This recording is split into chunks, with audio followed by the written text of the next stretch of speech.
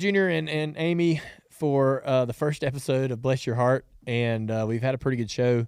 We're about, 60, 75% of the way through, and it took us a while to get rolling, but, man, it's been a lot of fun, and it's literally, I guess if you're kind of curious about what this show is going to be, we are too, and it'll evolve, I think, over time, but what we've really kind of been doing is just hashing out, you can... Whoops. Yeah, hashing out. She's listening to we're watching the chat, but you can slide it down and turn that volume over. Like, It's so big. All right, Junebug, hang tight. So anyhow, so the show's been a lot of fun. We've just kind of been talking about life and some things that we think are odd about each other, and asking for explanation on some of the weird things we do. But and it's been fun. You having fun? I'm having fun. Yeah. So yeah, Tim's is in the back, right in the cage over there, and he's gonna bring some questions that y'all been curating for Amy. And Amy's actually watching the chat. So if y'all got anything to say to Amy, by all means. So let's get started. All right. Our first question is from Jeff, and he wants to know: have either of the girls ever roasted you with something they learned directly from Dale? I mean, the girls are good at repeating anything to poke fun. I'm trying to think. Roasted me for something they learned. I don't know. Have they? They like to point their finger at you if they feel like you've done something and just like make you. Yeah, it's like a feel little silly, Daleism. I don't know. Do you talk about me when I'm not around to the kids? No. I do that with the kids all the time, Yeah. Dad, especially since you're kind of an easy target with crumbs and farting and all the things. We're three girls ganging up against. Yeah, one he gets ganged up on. I get ganged up on it with my fart stinks or something like that. But I worry about that, like, because I fart and they hear it on the couch, and I'm thinking I probably shouldn't do that. Like, I don't want them to think that farting. Surely they're like, it's built into your intuition as a female that not to be farting. Like, I was not going to just start farting in class and think that everyone's going to laugh. Yeah, I don't think so. I feel like there's a certain amount of shame that you feel as you get to a certain age with all those things. Gotcha. Yeah. So. Nicole's not there yet. She's not ashamed. They giggle, man. I think it's hilarious. So yeah. Do a little toot on the couch, and they love it. Yeah. Next question is: what is the most creative excuse the girls have come up with to avoid bedtime? Oh. Do they go to bed pretty easily, or? They go to bed easily. Every once in a while, they want to watch something, or they want to do something, or Nicole will come out like, you didn't give me a kiss. Oh, yeah. Because we kind of divide and conquer, and we switch back and forth. Mm-hmm. And so there's a little of that, but. Nicole, we brush teeth, potty, and then in bed, and we read a book. And if say, for example, I'm putting Nicole down for this particular night, we read the book, and Nicole goes, I got to tell Isla something. And all she wants is just to get out of bed. Mm-hmm. So she'll go in there, and then her and Isla are back slapping and high-fiving and hugging and laughing, and then the energy's going up instead of down. And it's like, all right, you did it. You come on, let's go back. Well, I got to tell Mama something. Or I didn't get a hug or a kiss from Mom, or I didn't get a hug or a kiss from Dad. Yeah. Which is fine. I mean, if they didn't and they want that, that's like Isla wants each parent to hug, each parent to kiss on the forehead or whatever, and say goodnight. Yeah. Like she needs that before she. When I put Nicole down, I don't let her go tell Isla something. I'm like, no, you're not. You told her already. Really? You've seen her all day long. You don't need to go tell her. I let her. Lay down.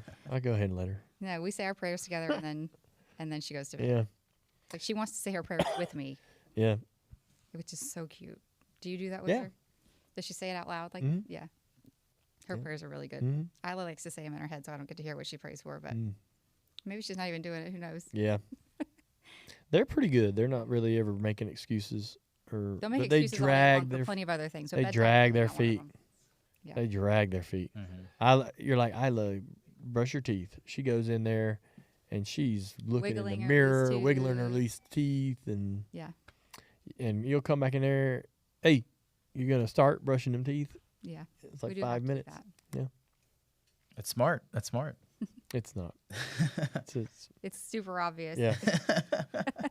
Once they're in bed, though, you can't go back from that. No, that's true. Yeah. Jonathan, he's a first-time parent, and he has a 2-week-old, and he wants to know if you guys have any advice for surviving the newborn stage. The newborn stage is hard, especially with your first, because you just don't know what just happened. I mean, you almost have to mourn your previous life. When you have a baby, it's just a totally new world, right? The newborn phase is hard because you're just trying to get them to sleep at night. All babies seem to be born nocturnal. I don't know why that is. So it's hard because you're not getting any rest. And I'm sure his wife is stressed and tired and all the things. As the husband, I would say, do everything you can just to be supportive. Bring her snacks, even if she says she doesn't want anything. Make sure she's got food. Make sure there's water by the bed. Clean anything you can. And I don't know. It's kind of one of those things you just have to feel out. But it is, especially with your first, a really hard thing. Mm-hmm. I would say don't worry as much. The kid's fine. Yes, the kid is fine. We lay there at night by the sound machine or the baby monitor, wondering if she's okay, right? Wondering if we're doing what we're supposed to, and she's comfortable, if she's healthy, and you're, Is she breathing? Is she breathing? Yeah. Yeah. If the baby is too quiet, especially with the first, Yeah. you really don't know what you're doing. You're like, You oh don't. my gosh, is she everything okay? Don't worry as much. Relax. You're doing great. Yes. To Amy's point, try to do the things that you can. Like the mom, there's a lot of things that only the mother can do, and that the dad physically or doesn't have the tools to do, right? So pick as many nights as you're comfortable with and willing to be the one that does the bottle or changes the diaper. And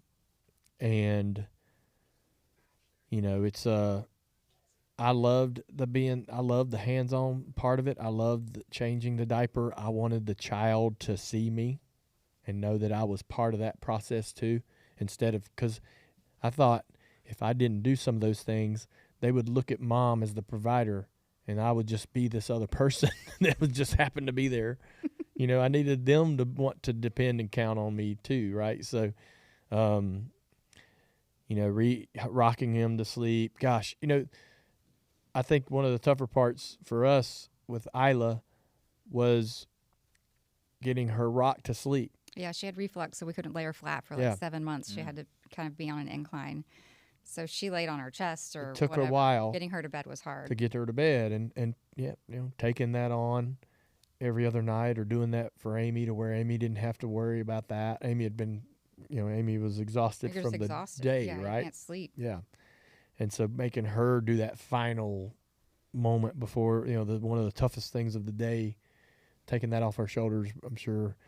So that, just do the things you can do. Try to enjoy it instead of stressing, and that's really hard to do. It's easier said than done, but second kid is totally a different ball game because you just know what to expect, so you don't feel so stressed out and nervous. What was the best physical tool or item that you thought was a game changer? I was gonna say that what popped in my mind was a diaper genie, but oh no, I mean you can just throw in the. My favorite thing was having her strapped to my chest. Like I could still get up and do things and feel like a normal person and not have to like hover. So like that baby Bjorn thing, and a man can wear that too. There's one that's really really soft. You just like it cuddles the baby. And you can just tote him around. Yeah, and you can physically. It gives you some flexibility. Then you can do because that's I think that is the toughest part is when the baby's there. You can't do anything but you're taking care of this child all day, and it's almost even hard just to make yourself stop staring at the baby. Yeah, it really is. So everything that needs to get done around the house has to hold. And it just makes you feel normal to be able to do something, get normal. up, walk around, and just be normal. Yeah, take a walk outside. Yeah, that was a good question. That was good. I saw this one in the YouTube chat, I think from Athena. What's one parenting rule you swore you'd follow but totally broke right away? There's a few of those, I'm sure. We strolled around with the iPad with Isla when we were kids. Yeah. When she was a baby. We were in Key West still. We kind of took them away now. They don't really have their iPads. But I was thinking about that. When we we would go to dinners and we would bring the iPad, and now we were controlling what was on it, and it's Disney movies and Bluey and stuff like that. And so we would have that available. So selfishly, so we could just have we could have dinner. And then then it's car rides and stuff like that. But and then they're just used to not being able to sit through a dinner without having that, and so they don't learn table manners or any of those things. Yeah. And they're really not eating very well either. So. No, but they don't get them at home. At home, they stay locked away. And honestly, we don't take them to dinner anymore either. No. Long car rides, in the plane. That's what I was gonna say. Honestly, they've kind of like drifted away from them, and they're not as it's not as neat and cool. But I wish they and I don't know what this is about, but they have up in their playroom they have dolls and toys and sets, building whatever things, right? And they do not play with physical toys as much as I expected. Like I remember when I was a kid and I went over to my buddy's house, he had this awesome G.I. Joe collection. I could sit there for hours. I think there's just too much stuff. And, physical toys, like we played with Matchbox cars or whatever, right? And our kids just don't, play with physical toys that much. So they play now with those like little unicorns and the horses, like they've got a stable. A bit. And they'll play with that a little bit. I think if you put it away, I've got these bins, so I can put them all away. It's like out of sight, out of mind, right? Yeah. So you have to like get the bin out and leave it on the table or leave it out for them. That hadn't worked out like I thought it would. They have a dedicated space where their playroom is, and they don't spend tons of time in there like I expected. No, they have a yoga mat that's got hopscotch on it in the living room. They hopscotch. Dale was hopscotching the other night. Yeah, I hopscotch with them on a hopscotch mat. Yeah, Isla's all that's look at what me, we're doing. Watch my cartwheel, she'll put on a movie, and every time one of the songs plays in the movie, now she's got to get up and do a performance. So like you have to watch her. That's who they are. And they play outside quite a bit, but do they make up games? They're more imaginary games too. No. Last night we roller skated in the driveway. Yeah. The kids play together quite a bit. They like to imaginary play, which I'm not good at. I didn't play with Barbies as a kid. I would cut their hair and like switch their heads. I was like mutilating my Barbies. And I played outside. And so, I don't know. I would rather they just played outside. The other day they came in with like dirt all underneath their fingernails because they were trying to dig for earthworms and snails in the dirt. Like that's what I want them to do. So like the toys, they play with them when their friends are over. But the two of them fight over everything right now. They're 4 and 6, and so they are 50-50 getting along or just mad fighting over the same thing. They do makeup, jewelry. They like makeup, which I don't love, but